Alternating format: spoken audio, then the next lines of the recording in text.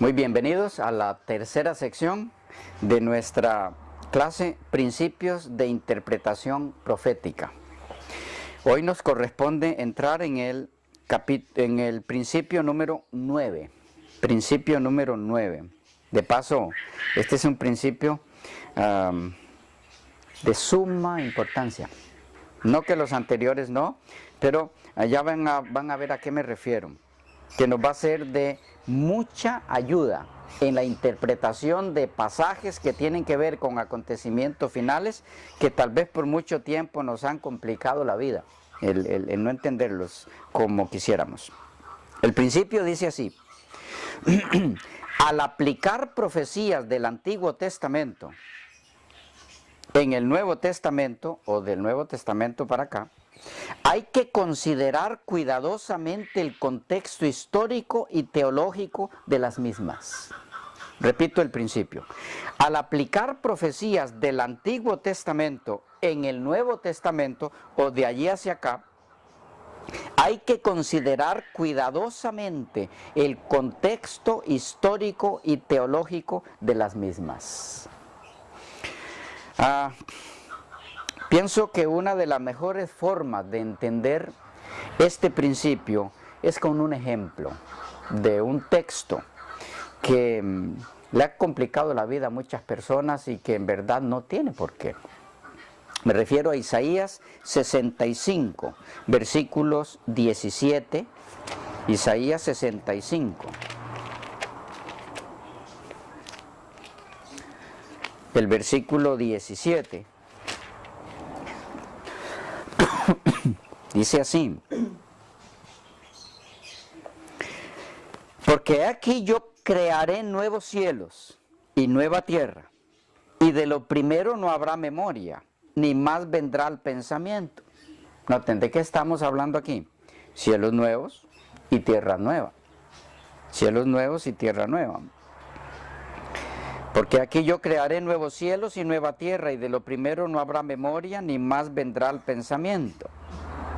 Y el versículo 20, hablando en ese mismo contexto, dice: no habrá más allí niño que muera de pocos días, ni viejo que sus días no cumpla, porque el niño morirá de 100 años, y el pecador de 100 años será maldito.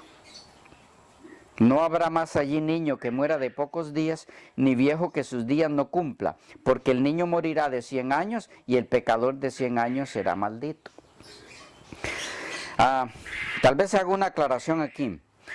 No es mi propósito explicar este texto hoy, porque hay una sección especial dedicada a la serie de textos difíciles, titulada Trazando bien la palabra de verdad. Y en una de esas secciones yo explico este texto, a mi entender, y allí lo estaremos haciendo. Pero sí quisiera por lo menos utilizar este texto para que podamos explicar de alguna forma el principio mencionado. ¿Cuál era el principio? Al aplicar profecías del Antiguo Testamento en el Nuevo Testamento, hay que considerar cuidadosamente el contexto histórico y teológico de las mismas. ¿Cómo encontramos ese principio o cómo aplicamos ese principio aquí? Bueno, enfoquemos en primer lugar el problema que tenemos en este texto. ¿Cuál es el problema? Bueno, el versículo 17 nos habla de tierra nueva y cielo nuevo, o cielo nuevo y tierra nueva. Pero luego, hablándonos en ese contexto, nos dice que va a haber ocasiones allí donde mueren los niños. Que un niño morirá de 100 años y que el pecador de 100 años será maldito. Entonces, ¿habrá muerte y habrá maldición en la tierra nueva? ¿O cómo es esto? Bueno, es allí donde mencionamos la importancia de que al aplicar profecías del Antiguo Testamento en el Nuevo, o de allí para acá, hay que considerar cuidadosamente el contexto histórico y teológico de los mismos textos que se están estudiando. Entremos un poquito en esto. Si ustedes notan, por ejemplo, en el versículo 21 del mismo Isaías 65, hablando del pueblo de Dios en esa tierra nueva, dice: edificarán casas y morarán en ellas, plantarán viñas y comerán el fruto de ellas. No edificarán para que otro habite, verso 22, ni plantarán para que otro coma, porque según los días de los árboles serán los días de mi pueblo, y mis escogidos disfrutarán la obra de sus manos. No trabajarán en vano, ni darán a luz para maldición. O sea, van a dar a luz para bendición. ¿Pero cómo? ¿Cómo darán a luz?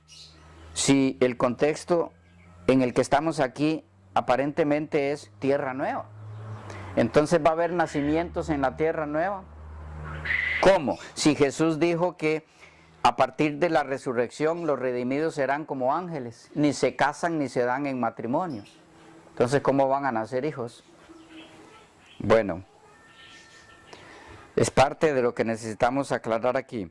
Dice el 23, no trabajarán en vano ni darán a luz para maldición, porque son linaje de los benditos de Jehová y sus descendientes con ellos. Y antes que clamen responderé yo, mientras aún hablan yo habré oído. Y ahora vean lo que termina de complicar el asunto, a menos que tengamos claro este principio. Dice, el lobo y el cordero serán apacentados juntos, y el león comerá paja como el buey.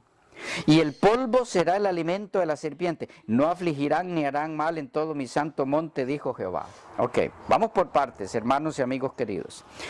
Tenemos en primer lugar que habrá, en lo que se nos está mencionando aquí, muerte de niños. Y que habrá pecadores. Eso nos indica que todavía el pecado existiría. En ese contexto. Para que haya muerte tiene que haber pecado. Pero entonces, ¿cómo en ese ambiente donde todavía hay pecado, se nos dice en el 25, el lobo y el cordero serán apacentados juntos y el león comerá paja como el buey? ¿Cómo podemos conciliar esto? ¿Cómo en un ambiente donde todavía habría pecado, porque hay muerte, y la muerte es la paga del pecado? Si hay muerte es porque todavía hay pecado. ¿Cómo en ese ambiente se dice que de pronto se observa al lobo y al cordero apacentando juntos y el león comiendo paja como el buey? Bueno, es aquí donde necesitamos aplicar el principio. Voy a repetirlo. Al aplicar profecías del Antiguo Testamento en el Nuevo, hay que considerar cuidadosamente el contexto histórico y teológico de las mismas. Permítanme explicar un poquito más esto, porque es muy importante tomar su tiempo para ello. Para efectos del pueblo de Israel, había una tierra nueva a la que ellos se acercaban en su peregrinaje por el desierto. La tierra que se les había prometido, que fluye leche y miel. Habían sido sacados de Egipto para ir a esa tierra que fluye leche y miel. Y en muchas ocasiones se hace alusión a esa tierra como la tierra prometida para Israel.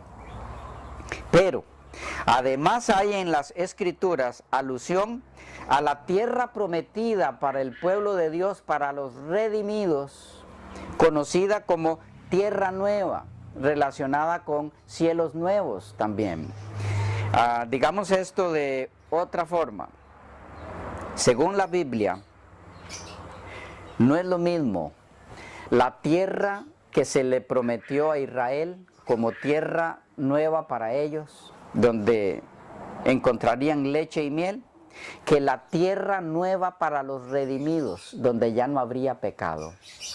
En realidad, Canaán, la tierra prometida para el Israel antiguo, era una especie de figura, era una especie de símbolo de la tierra nueva real, donde ya no existiría el pecado. Y el texto de Isaías 65, 20, hace alusión a esa primera tierra que ellos poseerían y que si eran fieles a Dios iban también a poseer o a pasar de allí a la tierra sin pecado. La tierra de Canaán era como un preámbulo antes de ser introducidos en la Canaán eterna, donde ya no habría pecado. Pero en los versículos 17 al 25 de Isaías 65, ¿qué podemos decir? Hay una palabra que se me va, se transponen ambas tierras. Es importante que entendamos que no puede estarse hablando de la tierra donde ya no haya pecado y que se haga alusión a niños que mueren. ¿Cómo? No va a haber muerte en la tierra nueva donde ya no hay pecado. Pero tampoco se puede hacer alusión a la tierra nueva donde, o la tierra prometida a Israel, la tierra de Canaán. Para ellos no se puede hacer alusión a esa tierra y a la vez decir que en esa tierra el lobo y el cordero serían apacentados juntos, en la Canaán terrenal, porque eso no tiene sentido.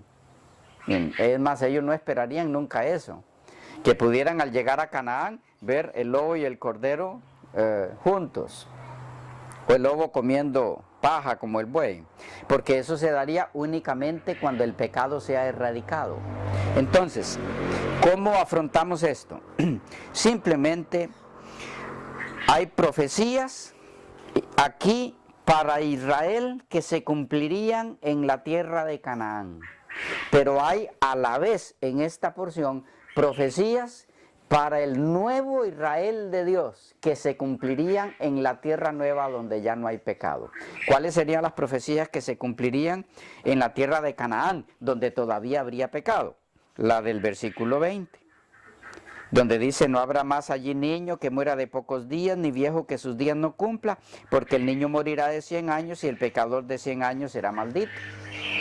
¿Y cuál es la profecía de esta porción?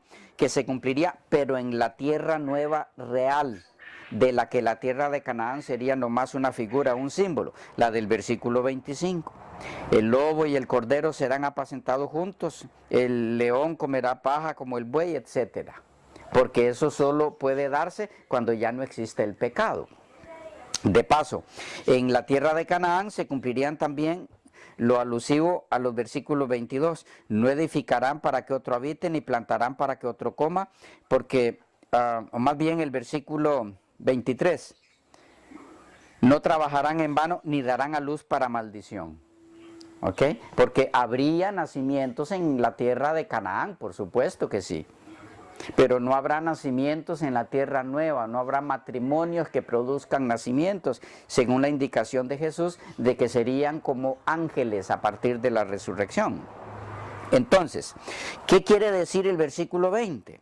Bueno, el hecho, en primer lugar, de que el versículo 20 esté después del 17 que se menciona, porque aquí que yo crearé cielos nuevos y tierra nueva, no implica que debemos acomodar ese versículo a la tierra nueva que esperamos los redimidos. Tenemos que ver de qué tierra nueva es que se está hablando allí. Repito, ¿por qué no puede ser aplicada la tierra nueva donde ya no haya pecado? Porque en la tierra nueva donde ya no habrá pecado, no hay muerte. Y en esta sección sí hay muerte, hay niños que mueren. ¿De qué está hablando? Está hablando simplemente de que cuando el pueblo de Israel llegara a la Canaán terrenal, si eran fieles a los principios de salud que Dios estableció para ellos, por supuesto, iban a gozar de una gran longevidad, larga vida.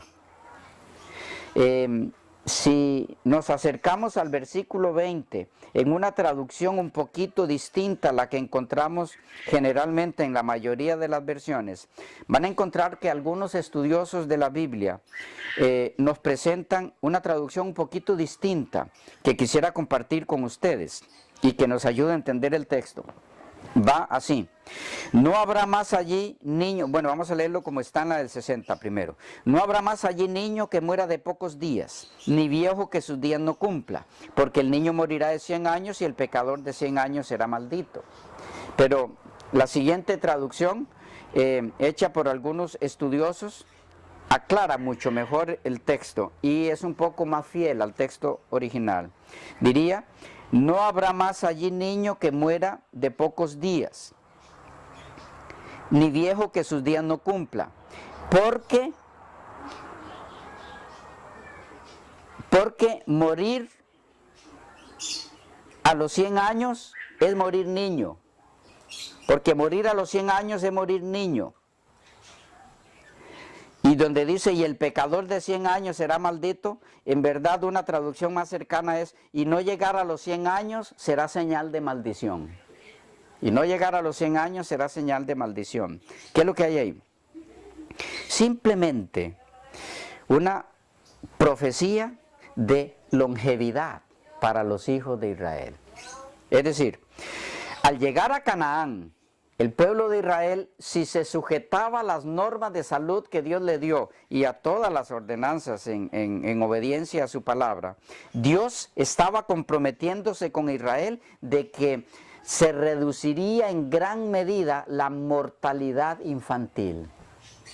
Los hijos de Israel no morirían niños. Es decir, el que más niño muriera, moriría a los 100 años. Imagínense, ¿cómo? Como ya a los 100 años no es niño. Pero para efecto de ellos sería morir como un niño, porque apenas estaba empezando a vivir. Recuerde que ellos tenían un historial grande atrás en cuanto a que sus descendientes eran de larga vida. 800, 900 años, etc. Entonces lo que se está diciendo allí es, no habrá persona que muera niño. El que menor muera, por lo menos llegará a los 100 años. Y si no llega a eso, es porque es señal de maldición. Es porque esa persona no se ajustó a las normas de Dios para Israel. Es todo lo que está diciendo el texto. No podemos aplicar esto a la tierra nueva donde ya no habrá pecado. Algunos lo hacen. Inclusive lanzan esto a la época ya del milenio o después del milenio y dicen que habrá 100 años allí, tomando este texto sin ninguna relación con el milenio, pero lo toman y hacen ciertas aplicaciones extraordinarias y fantasiosas, pero no hace falta eso es torcer la escritura. Si lo entendemos así, lo entendemos perfectamente, pero además se habla de esa tierra nueva en su cumplimiento final. Digamos que la tierra prometida para los seres humanos está en dos etapas: la prometida a Israel, la Canaán terrenal, la etapa en la que se cumple longevidad, larga vida para el pueblo de Israel, donde no iba a haber mortalidad infantil, pero habría una etapa final, la etapa de la tierra nueva para todos los redimidos, en donde ya ni siquiera habría reducción de mortalidad infantil, sino que no morirían nunca los hijos de Dios, ni jóvenes ni viejos, porque la tierra nueva involucra vida eterna. No podía haber muerte allí. Entonces, resumiendo, el versículo 20 y el versículo 23 se aplican a la Canaán terrenal y el versículo 25 a la, si podemos usar el término, a la Canaán celestial, a la tierra nueva donde ya no habrá muerte. Espero haber sido claro en el punto, pero repito, cuando entremos en la explicación específica de Isaías 65, 20, daremos muchos detalles más en relación a esto, pero ahora no nos salgamos mucho del principio. En verdad es importante que recordemos en esto último mencionado de Israel y de la larga vida que gozarían en Canaán, que el contexto histórico a tomar en cuenta aquí es que si Israel hubiera cumplido las condiciones establecidas por Dios en el contexto en el que se le dio esta profecía, no habrían experimentado la mortalidad infantil. Ese es el contexto en el que debemos entender el versículo 20. En verdad, niño viene del hebreo na'ar, que quiere decir joven, en el versículo 20. Y se consideraría muy joven a una persona de 100 años en aquel contexto. No se dice en verdad por qué se ha escogido esta cifra.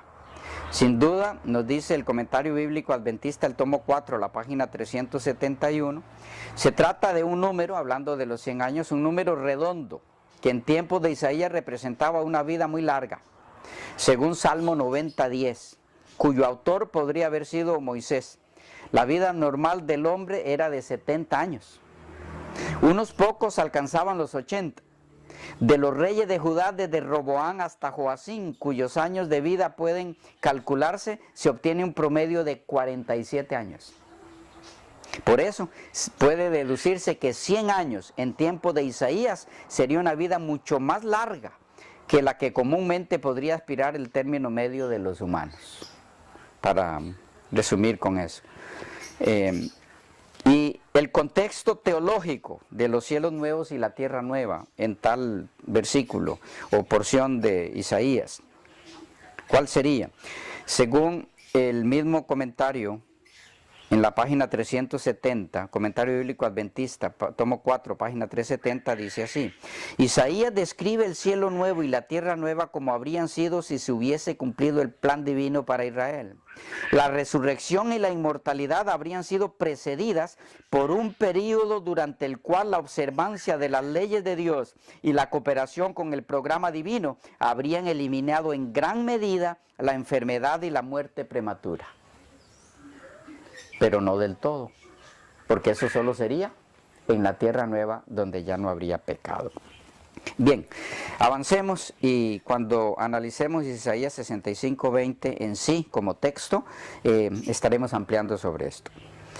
Principio número 10. Principio número 10. La disposición de obedecer es indispensable para entender. Este es importante. La disposición a obedecer es indispensable para entender. No hay entendimiento dado por Dios a los estudiantes de las profecías de su palabra, a menos que haya en esos estudiantes deseo de obedecer a Dios. Entonces Él da la capacidad de entender. En Juan 7, el Evangelio de Juan, el capítulo 7 y el versículo 17, Juan 7, 17, dice: el que quiera hacer la voluntad de Dios, conocerá si la doctrina es de Dios o si yo hablo por mi propia cuenta. ¿Qué dice? El que quiera hacer la voluntad de Dios, conocerá si la doctrina es de Dios. Es requisito indispensable para comprender, para conocer, para entender la palabra de Dios, el querer hacer la voluntad de Dios. Lo mismo encontramos en Hechos 5:32. Hechos, el capítulo 5 y el versículo 32. Dice así, hablando de Cristo: y nosotros somos testigos suyos de estas cosas, y también el Espíritu Santo, el cual ha dado Dios, noten, a los que le obedecen. El Espíritu Santo, el cual ha dado Dios a los que le obedecen. Recuerden, vimos en uno de los principios anteriores que no hay forma de entender las profecías bíblicas sin la guía del Espíritu Santo, que fue el que las reveló. Pero no hay forma de recibir el Espíritu Santo si no se vive en obediencia. ¿Ok? Una cosa nos lleva a la otra. Para poder entender las profecías hay que gozar de la presencia del Espíritu Santo. Pero se da el Espíritu Santo, dice Hechos 5:32, a los que le obedecen. Entonces el principio claro y que no necesita mucha explicación, creo, la disposición a obedecer es indispensable para entender. Principio número 11. Principio número 11. Diferenciar las profecías no apocalípticas de las apocalípticas. Repito, diferenciar las profecías no apocalípticas de las apocalípticas. Para eso necesitamos entender las características de ambas. ¿Cuáles son las profecías apocalípticas y cuáles son las no apocalípticas? Bien, veamos primero las características de las profecías no apocalípticas. ¿Cuáles son las características que las identifican? Es importante diferenciarlas, porque si no se nos hará una confusión grande a la hora de interpretar profecías. Ok, características de las profecías no apocalípticas. Ustedes enumérenlas allí porque yo no las numeré, solo las marqué con un signito allí. 1. Generalmente son dirigidas al pueblo de Dios, no a las naciones, que por lo común son condenadas. Repito, característica básica de las profecías no apocalípticas. Generalmente son dirigidas al pueblo de Dios, no a las naciones en general, que por lo común son condenadas. 2. A veces son condicionales en naturaleza, especialmente las de índole pactual. A veces son condicionales en naturaleza, especialmente las de índole pactual. ¿Qué quiere decir esto? Principalmente aquellas profecías que tienen relación con el pueblo que pacta con Dios, son condicionales. Y van a cumplirse si se cumplen ciertas condiciones. Y no van a cumplirse si no se cumplen esas condiciones. 3. Las que involucran periodos específicos de tiempo aparentemente largo, en verdad y en comparación con los periodos de las profecías apocalípticas, son cortos y literales. Repito, característica 3, digamos, de las profecías no apocalípticas. Las que involucran periodos específicos de tiempo aparentemente largos, en verdad y en comparación con los periodos de las profecías apocalípticas, son cortos y literales. Ejemplo, los 70 años del cautiverio, Jeremías 25:12. Jeremías 25:12. Dice así.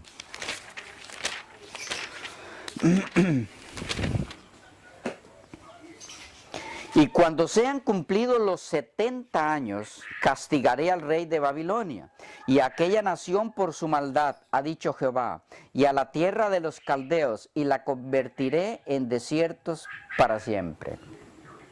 Aquí tenemos la profecía de 70 años de cautiverio. Parecieran muchos, pero en verdad son años reales que comparados con los años o los días proféticos de las profecías apocalípticas, en verdad son periodos cortos. Otro ejemplo, 430 años de cautiverio, según Génesis 15:13. Génesis 15:13, donde leemos: Entonces Jehová dijo a Abraham: Ten por cierto que tu descendencia morará en tierra ajena, y será esclava allí, y será oprimida 400 años. 400 años. En otras secciones de la Escritura se menciona como 430, no vamos a entrar en eso ahora, porque es que una se toma desde un momento y otra desde un momento más atrás. No es el punto ahora, pero tenemos el periodo de 400 o 430 años. En Éxodo 12, 40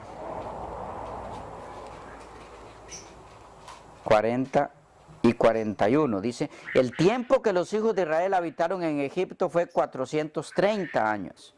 Y pasados los 430 años, en el mismo día todas las huestes de Jehová salieron de la tierra de Egipto. ¿Ok? Ahí están los 430 años de cautiverio. Repito, lo que hay que tomar en cuenta allí de las características de las profecías no apocalípticas es que los periodos que aparentemente se ven largos, en verdad son cortos en el sentido de que son literales. Los días mencionados allí o años son literales, mientras que en las apocalípticas, como veremos luego, los periodos, en esos periodos involucran días simbólicos, por lo tanto abarcan mucho más, porque cada día equivale a un año. ¿Okay? Pero ya vamos a entrar ahí. Punto 4 de estas características de las profecías no apocalípticas. Generalmente sus contenidos están relacionados con el presente, con la salvación del pueblo de Dios en el momento. ¿Ok? No abarcan mucho más allá de ciertos años. Repito, generalmente sus contenidos están relacionados con el presente de la ocasión, con la salvación del pueblo de Dios en el momento. Y punto número 5, de las características de las profecías no apocalípticas, o característica número 5, a menudo son presentados en forma de poesía. Las profecías apocalípticas a menudo son presentadas en forma de poesía. Ejemplo, Isaías 18, la profecía contra Tiro, el capítulo 18 de Isaías. Es la profecía, entre tantos ejemplos, ¿verdad? Hay otros más. Isaías 18, profecía sobre Etiopía. Dice, ay de la tierra que hace sombra con las alas, que está tras los ríos de Etiopía, que envía mensajeros por el mar y en nave de junco sobre las aguas. Andad mensajeros veloces a la nación de elevada estatura y tez brillante. ¿Ve? Se presenta una nación con estatura y con tez. Al pueblo temible desde su principio y después gente fuerte y conquistadora, cuya tierra es surcada por ríos. Vosotros, todos los moradores del mundo y habitantes de la tierra, cuando se levante bandera en los montes, mirad, y cuando se toque trompeta, escuchad. Porque Jehová me dijo así, me estaré quieto y los miraré desde mi morada como sol claro después de la lluvia, como nube de rocío en el calor de la siega. ¿Ven cuántos elementos se presentan? Poéticos, porque antes de la siega, cuando el fruto sea perfecto y pasada la flor se maduren los frutos, entonces podará con podaderas las ramitas y cortará y quitará las ramas, y serán dejados todos para las aves de los montes y para las bestias de la tierra. Sobre ellos tendrán el verano las aves e invernarán todas las bestias de la tierra. En aquel tiempo será traída ofrenda a Jehová de los ejércitos, del pueblo de elevada estatura y tez brillante, del pueblo temible desde su principio, y después gente fuerte y conquistadora, cuya tierra es surcada por ríos, el lugar del nombre de Jehová de los ejércitos, al lugar del nombre de Jehová de los ejércitos, al monte de Sión. Van a encontrar allí mucha poesía. Y si notan, en muchas de las profecías de Isaías y Jeremías se utiliza esto. Entonces, a menudo son presentadas en forma de poesía. Características entonces de las profecías no apocalípticas. Generalmente son dirigidas al pueblo de Dios, no a las naciones que por lo común son condenadas. 2, las que a veces son condicionales en naturaleza, especialmente las de índole pactual, o que tienen que ver con el pacto.